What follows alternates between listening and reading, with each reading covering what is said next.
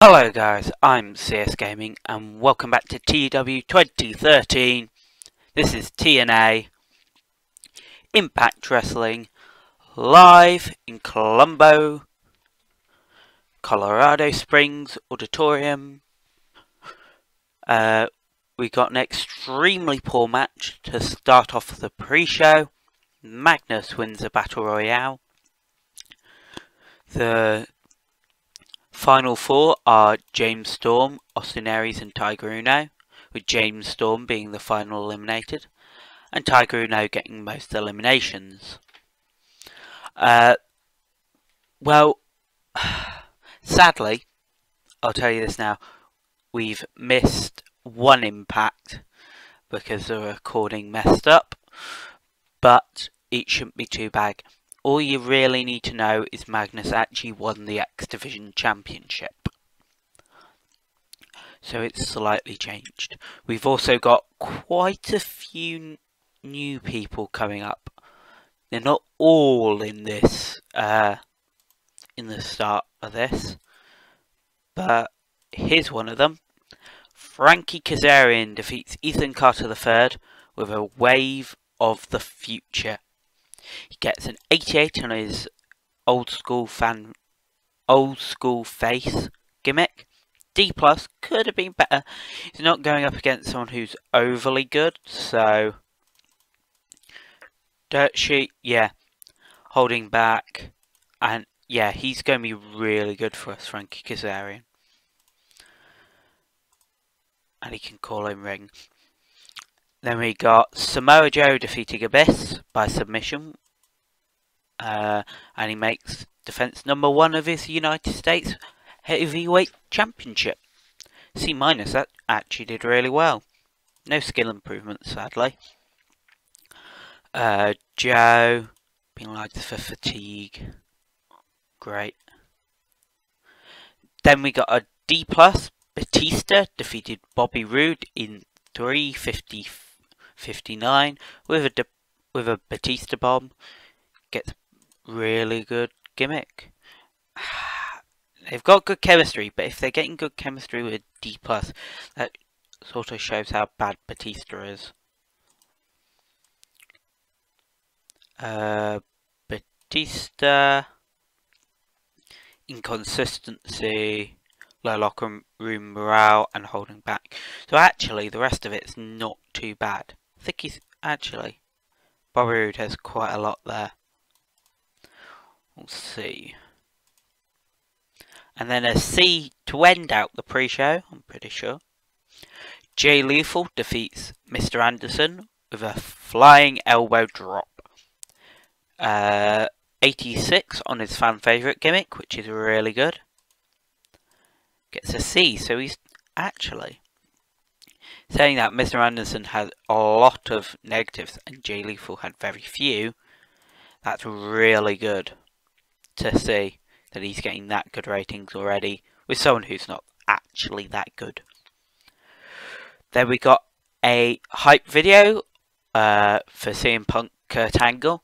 Basically last show he had his rematch, but he cheated to win, so Kurt Angle gets another rematch. You'll see how this is going. Then we got a C-, the first on the card.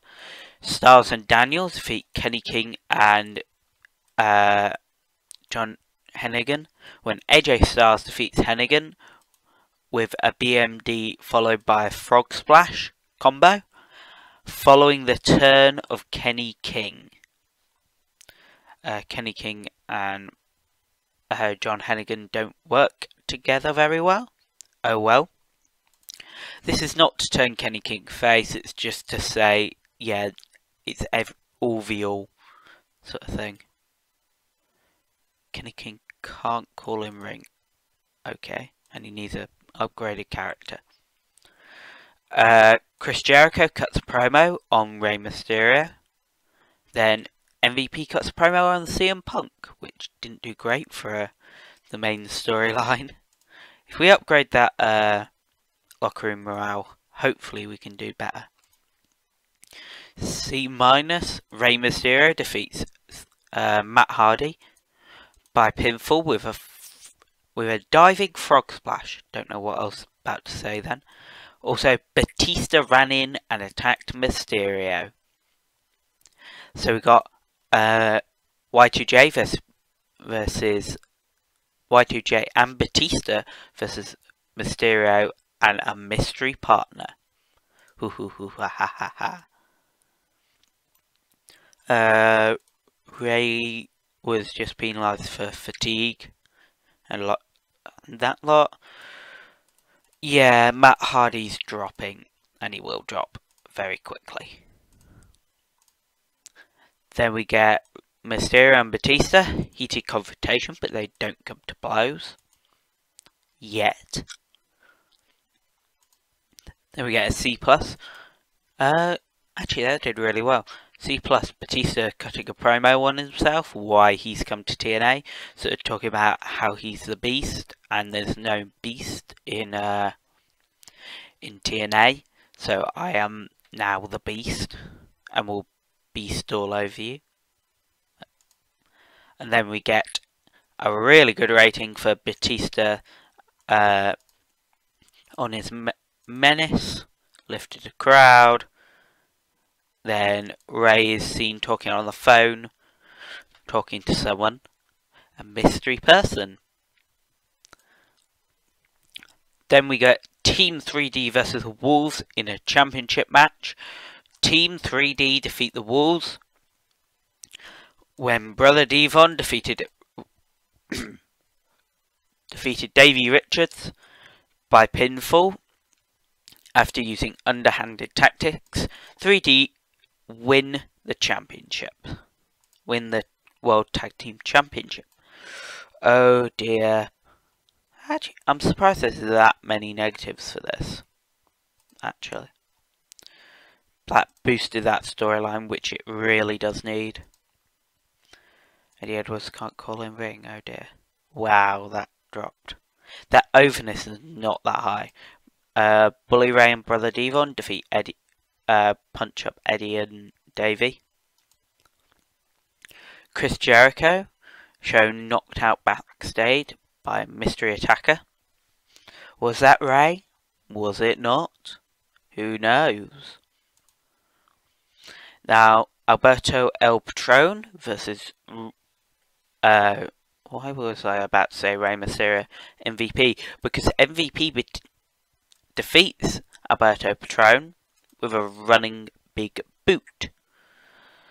Patron off his game slightly. MVP improving technical. MVP can't go all out. Stamina inconsistency.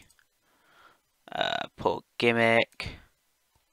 Low locker room morale. But not a decent match, but an okay match. CM Punk then attacks MVP.